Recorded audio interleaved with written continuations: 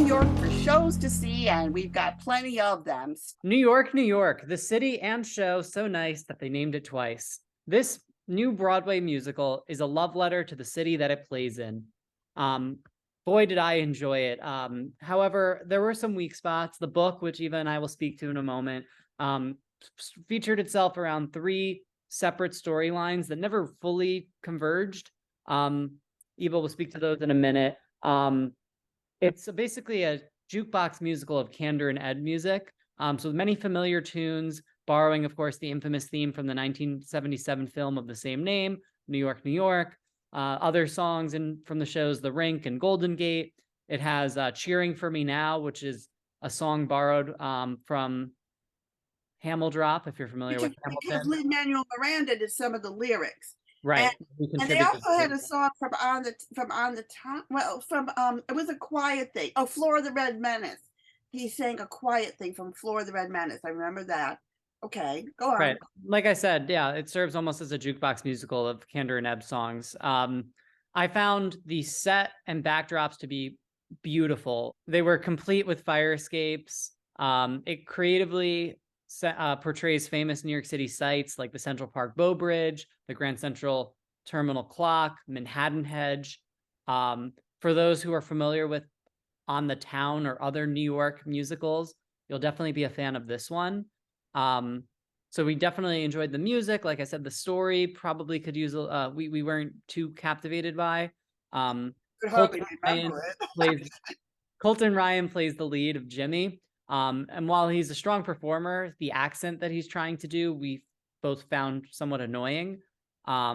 Otherwise, the casting was great and a testament to the celebratory nature that the show has of the diversity of New York City. The scene changes were fantastic when ensemble members would pass through dancing. I overall give it a happy face. I mean, Susan Stroman. So you know the choreography and the direction is going to be top notch. Definitely. Yeah, that's all for me. I would definitely stress, though, while you're in the theater, be sure to check out the original sheet music and typewriter that the theme from New York, New York was written on in the lobby. Jimmy Doyle, played by Colton Ryan, is a piano player who gets into fights a lot and has a drinking problem, but that's how he gets to meet Francine Evans, who is played by Anna Uzelli, who he's captivated by her singing, and then he falls in love with her. And they all live in this like a boarding house or apartment building where Madame Veltri, Emily Skinner, lives, and she gives lessons to this violinist who is a refugee from Warsaw, Jewish, and he wants to get to Carnegie Hall because this takes place in 46, 47, right after the war. And then there's another character, Mateo Diaz, played by Angel Segala, who's I guess this gay Cuban and having issues with his family or something. His mother sews, I guess, and he wants this gold lame dress or something. I don't know. But the book is unimportant. I mean, you got wonderful music, you got dazzling choreography, gorgeous sets, razzmatazz lighting. So, it's a splashy musical.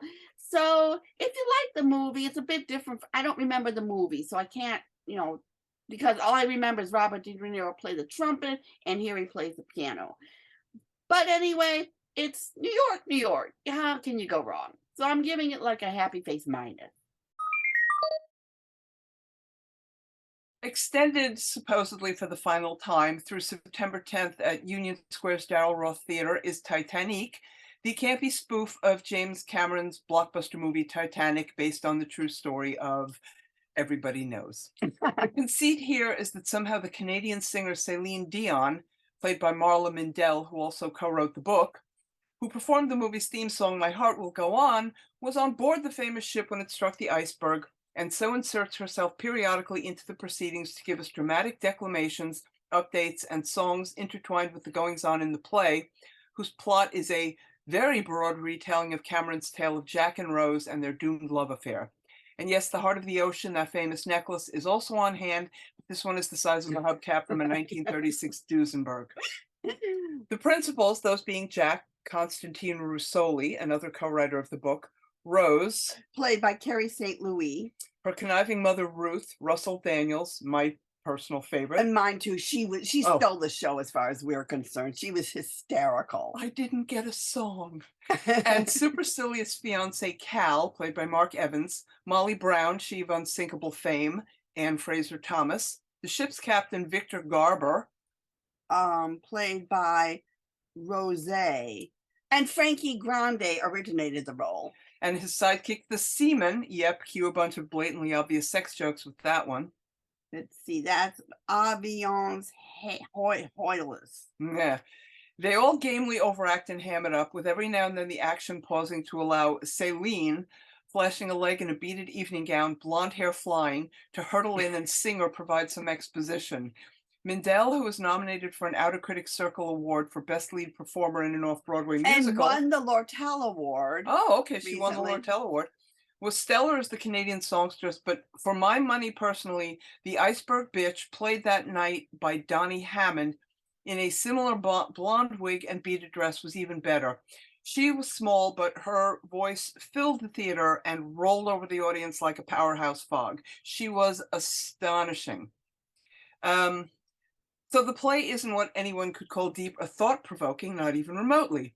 But it is what it set out to be, a very gay, hammy, florid, quirky, over-the-top take on the third highest grossing movie of all time at this point in time. It has the heft and permanence of Seafoam, but is undeniably funny and smartly performed by the ensemble cast, whose obvious fondness for the material helps to engulf the viewer in its zaniness. Okay, so that's it. Yeah, so I give it a happy face. Okay, and yeah, I mean, I thought it was hysterical too. It was cute. It was funny. It was like, you know, an old timey fringe show. And at the Lortel Award, it also won Best Musical, also above, like, you know, it beat out some amazing, you know, Merrily We Roll Along kind of thing and everything. And I saw Frankie Grande, who I interviewed on the red carpet. You'll show it later. I says, "Oh, look, humor won." So you can imagine how excited they all were that they won, because they're like the little engine that, like, oh, no one's gonna pay attention to her. This is fun show. Was it really a fringe show? Did it start at the No, fringe? no. I said Oh. it was Fringy type. Yeah, no, fringe doesn't exist anymore. I thought maybe I'd missed something. No, fringe doesn't exist anymore. So I I'm know. always happy when I get to fringe type show, because that's my favorite kind of show. Yeah. So yeah, so this is just a lot of fun. I mean, I don't even have to know the movie or anything, because I don't know the movie that well. And you don't have to be like Titanic freaks like we are. We just love anything about the Titanic. Yes. It's just a fun, old, good-fashioned, silly show. And I will say that half of the audience were there to see the actor who played Jack, who runs around in pants so tight that you could tell if he had a nickel in his pocket if it was heads or tails. Also, what religion he is. And he shakes his rump a lot. And they were in like the first 3 rows straight across the theater, and they were all like, so this play has a built-in audience. I'm giving this one a happy face. Me too. So, congratulations on Titanique. Thank you very much. We're very excited to be nominated tonight. It's so cool.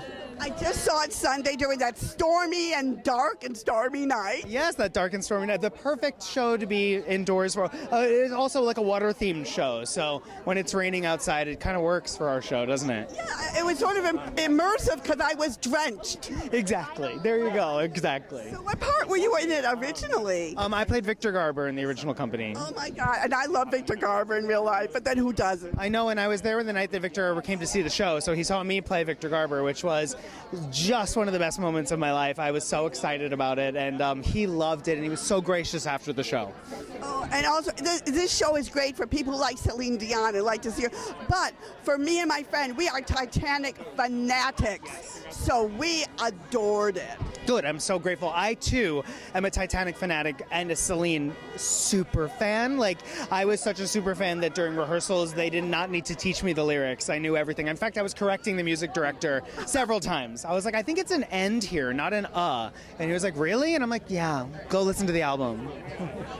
Well, I'm glad they had an expert. Exactly. Nick will tell you. I'm not exaggerating. Well, congratulations on all the nominations you got. Outer Critics, the Lortel, and God knows what else. It Unlike the Titanic, it's unsinkable. I guess I agree. This ship is not sinking anytime soon, and I hope it goes on to even bigger and better things one day soon.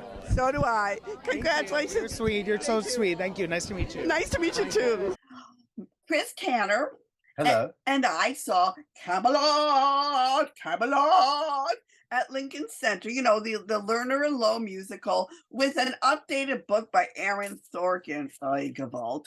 And this version has Andrew Burnap as King Arthur, Philippa Sue as Guinevere, and Jordan Danica as Samoa Lancelot.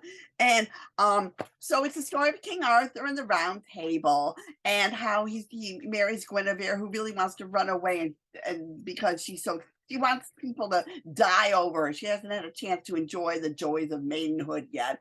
And then this Lancelot, who's so full of himself, comes along, and she at first, like, you know, gets all the knights to joust against him and bring him down. And then King Arthur's illegitimate son with Morgan Le Fay, who's now a scientist instead of a witch, he comes and, you know, brings evil into the kingdom.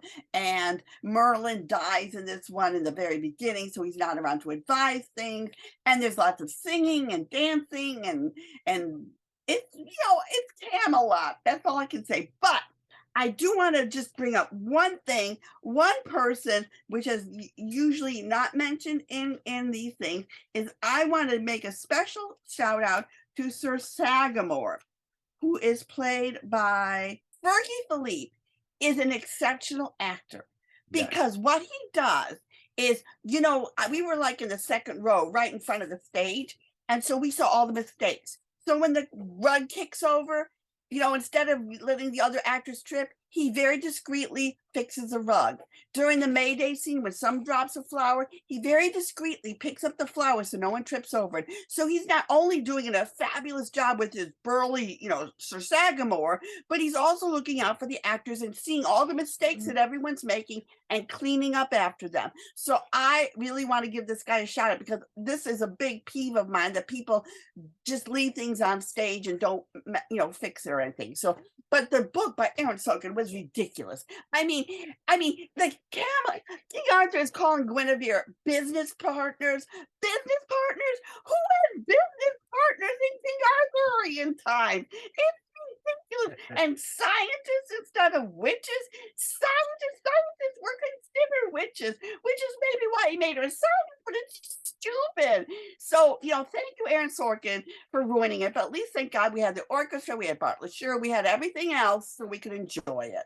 Anyway, carry on. Okay, so beautiful, talented, you know, Asian woman as Guinevere, ready to fight, ready to kick ass. I thought the gentleman playing King Arthur was Andrew sort of Burnap. you know, sort of like a gay guy, you know, sort of a, you know, gay guy. It was sort of, he borrowed his friend's sword. He was just having, and then he needed to get it back because his friend was up to be king, and so he was just passing this square, and he said, oh, there's a sword, I can just borrow it for a couple of days, and he pulls it out, and the whole crowd says, long live the king. So, which is Sword of the stone. nutty, you know, sort of nutty. And he was sort of, you know, a little bit, you know, femme, and so it sort of worked out, the butch Guinevere, the femme king, and then the gorgeous knight, beautiful black African-American muscle man with a wild fro. I mean, it sounds perfect for you know, for this beautiful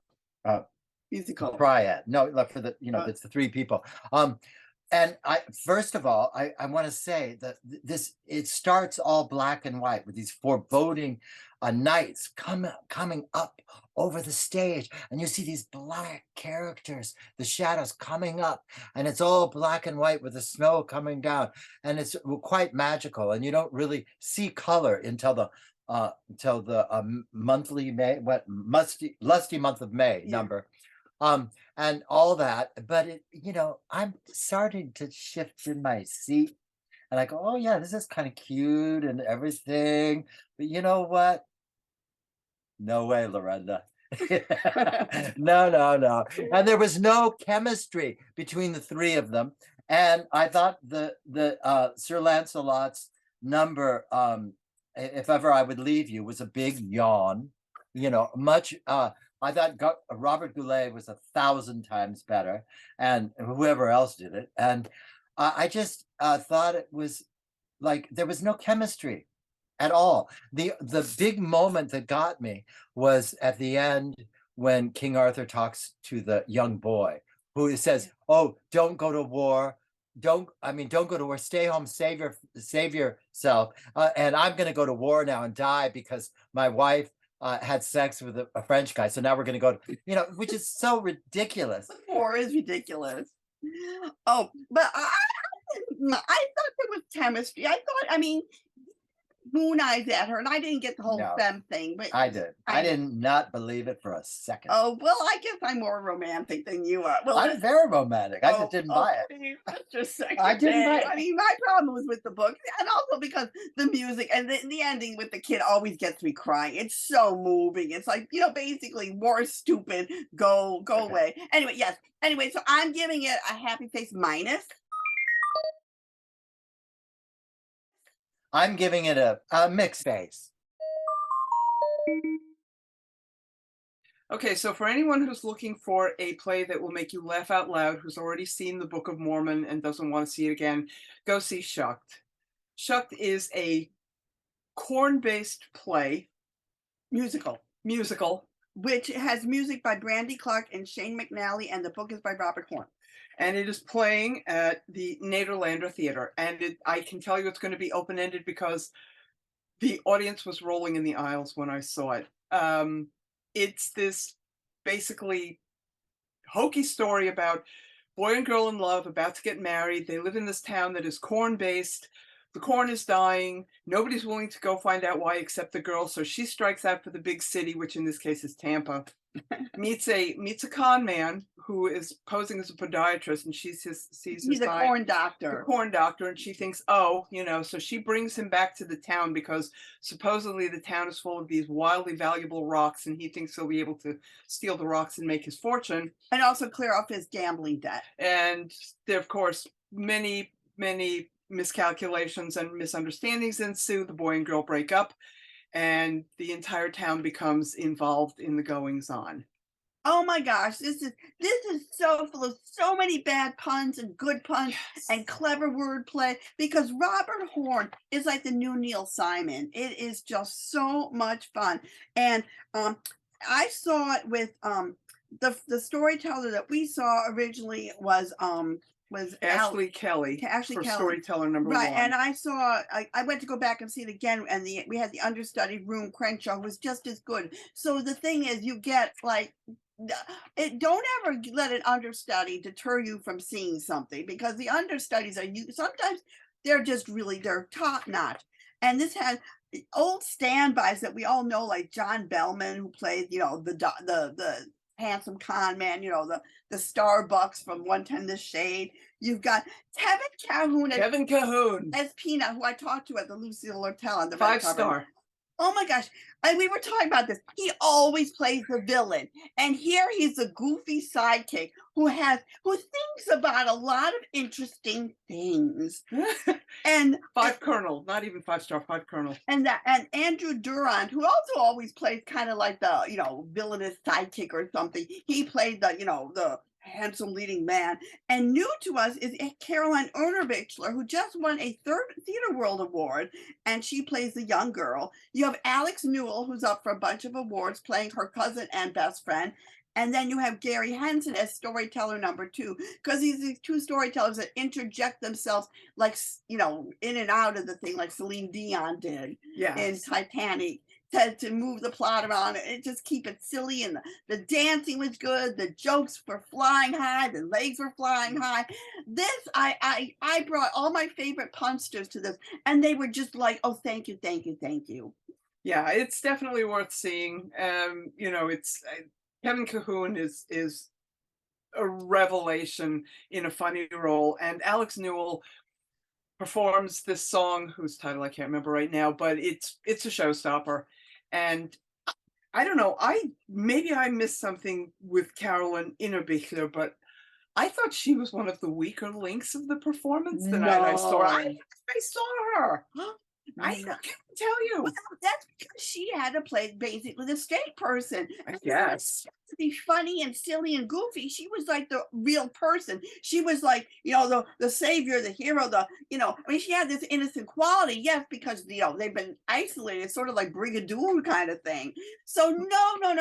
Okay, well, I kept hearing her voice slip in and out of her southern accent, and that bothered me a little. Oh, nice. So- It's that. Oh well. Anyway, this just gets the most majorest happy face ever. Not one person who's seen this. Not one jaded New Yorker who's seen it. Not one cynic. Oscar Levant would laugh at this. I don't know about that, but anytime you feel like you're down and you think you can't go on, this is what to remember from Corn.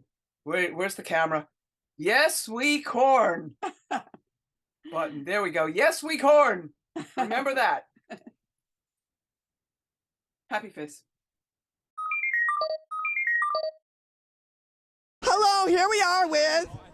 Kevin Cahoon. Oh my God, I love Shucked so much. Thank you. So do I. It's nothing but joy. It's an honor and a privilege, truly. Your character of Peanut is, oh my God, you have the best lines. Oh, the way you go, now I think, or well, is that you? And then you go into these three like amazing, like weird, bizarre things. It is a recurring theme throughout the show, I think. And Robert Horn, who is our brilliant book writer, we could do two more, we could do Shucked again, Shucked once over, with all of the I think jokes. We could do 2 sequels to Shucked. I know he's like our new Neil Simon. Oh my gosh, isn't he though? That is an incredible, he would love to hear that. I'm going to tell him that if you don't mind. I've told him to his face. Oh, you have? He really is. He did Tootsie. I says, my God, you are Neil Simon. Yeah, absolutely. And that's what we need, right? We need that because it's joy and it's laughter and it's sunshine. And like, I think it's a tonic for our time, that show. And I'm proud to be in it. I love those corny shows. Oh, come on. Who doesn't? I love the serious shows, but we all need the corny shows too. We're stronger together. And because we don't have Fringe anymore, and it's nice to see a fringy show on Broadway. Yes, isn't it though? Just from the bootstraps, and I knew when I auditioned for this 9 years ago that it was going to find its place. So. And we finally get to see you as a comedian and not the usual villain, like in Chitty Chitty Bang Bang, going after children. I know, not good. I've played a lot of villains. I know. So it's nice to be someone who's just moving with his heart. Ed the hyena, he was a bad guy. He was funny, but he was a bad guy.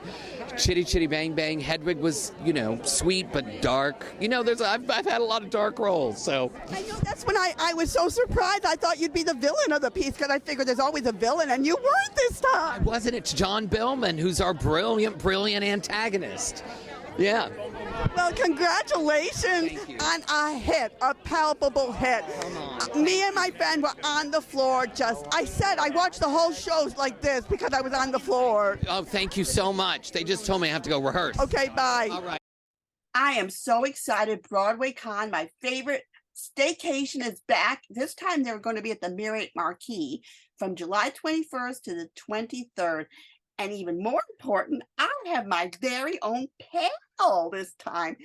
I'm calling it Presenting Classic Musicals of the Past. And it'll be July 21st, Friday from 5 to 6 p.m. And appearing will be Mel Miller, Musicals Tonight, James Morgan, Musicals and Mufti, and Robert Schneider, J2 Spotlight. Because I just love those old musicals. And I can't wait to hear what they do with them, the whole working. Oh, I'm just excited. And some of the BroadwayCon spotlights will be Book of Mormon. Wicked is doing As Does Ballroom. Between the Lines is doing a musical live capture, which I put down as my favorite off-Broadway musical of the season. I mean, Mark loved it. And it's a fairy tale. And it's brilliant. You have to see it. Forget Avenue Q Reunion, same time as my panel. And then they're doing the newest thing called The Cottage. And the old favorites are back. There's a Blizzard Hotline, Family Feud, BroadwayCon First Look, cosplay karaoke. Get out those Broadway musical costumes or Broadway play costumes. Anyway, Broadway costumes. And BroadwayCon Star to Be. And some of the guests they're featuring will be David Henry Hwang, L. Morgan Lee, Jen Colella, Carolee Carmelo, Anthony Rapp, Justin Guarini, Danny Burstein, Ann Harada, who has appeared at every single BroadwayCon, and J. Harrison Gee from Some Like It Hot, a Tony Award winner. There'll be panels on Sondheim, End of the Phantom with the cast, Spider-Man, the most dangerous musicals, find out the inner workings of what made it dangerous, Into the Woods, immersive theater. And then for all the diverse people out there, there's spotlight on women and non-binary musical theater writers, Dreamland Asian American Celebration and Representation, El Futuro et Latina, Dreaming of a More Diverse Theater Industry, Biracial Broadway, give them the old razzle dazzle, Broadway publicity over the years with Irene Gandy and Josh Ellis, and they have stories to tell and tell them very well, let me tell you. There's Wig in a Box, a queer discussion on the drag roots of theater, and my favorite, puppetry on Broadway, because I love me my puppet. Now, coming up, Irish Arts Center is doing Good Vibrations, a punk rock musical. Don't miss the Lyric Theatre's hit based on a true story show about Belfast revolutionary Terry Hooley and the young musicians who inspired his mission. And my review, because I want to see what his mission was, will appear on Facebook because it closes July 16th and I wanted you guys to know about it. Also, tonight, closing July 15th, the Hare Trilogy, a female gaze and 3 short films at 7:10 at the Wild Project from one of my favorite theater companies, Peculiar Works. And East 59th Street is doing East of Edinburgh till July 30th. I want to see all of them. They all look so interesting, including John Giler's take on the Rosenbergs. Shakespeare in the Park is doing Hamlet till August 6th. Orpheus Descending, Tennessee Williams is appearing at Theater for a New Audience till August 6th. And One Woman Show is going to be going on till August 11th. And also, as I mentioned in our last show, still to see, you can still see it, is Days of Wine and Roses. André the Shield talking about Bob Dylan at 92nd Street Y. John Rubinstein and Eisenhower. The Ice Factory, which is closing out the New Ohio Theater. Jake is seeing every single one of them. So we'll talk about that on our next show, July 29th. And there's a lot of different shows going on for Ice Factory. And Alan Free, the DJ, rock and roll man. I saw that with Ben. With Christine, it's Constantine Maroulis is playing Alan J. Freed. And Once Upon a One More Time uses Britney Spears' musical brilliantly. And if you feel like dusting off your flapper outfit, you could go to the Mercer Great Gatsby. So lots going on. We'll see you July 29th and have a wonderful summer.